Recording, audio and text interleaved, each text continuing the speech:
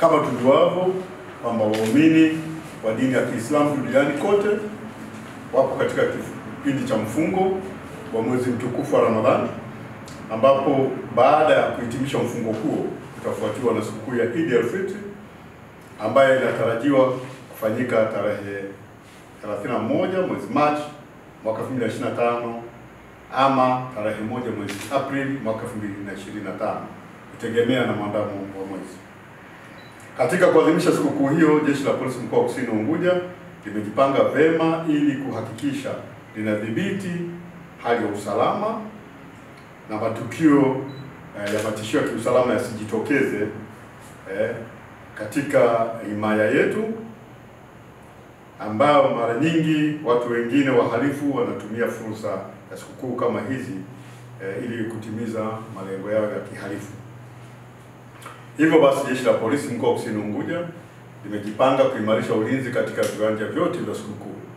ambako watoto wataenda kusherehekea, lakini imeimarisha doria mitaani, maeneo ya fukwe za bahari na kumbi za starehe ili kuhakikisha wananchi wanasherehekea sikukuu hiyo kwa hali ya amani na utulivu. Aidha, Jeshi la Polisi mkoa wa Kusini Unguja linawasihi wazazi na walezi kutowaachia watoto kwenda kwenye viwanja vya sikukuu wakiwa bila uangalizi wa watu wazima ama walezi ama wazazi wao wenyewe, lakini pia kutowavisha vidani vya thamani ambavyo huweza kuwashawishi wale wahalifu kuwaibia, lakini pia kuwavisha nguo zenye staha, nguo zenye maadili mema ili waweze kusherehekea sherehe hizi huku wakitunza maadili ya nchi yetu. Pia tunawakumbusha kwenye makazi ama kwenye nyumba za kuishi, watu wanapokwenda kwenye sherehe lazima wahakikishe nyumba ziko zimefungwa vizuri,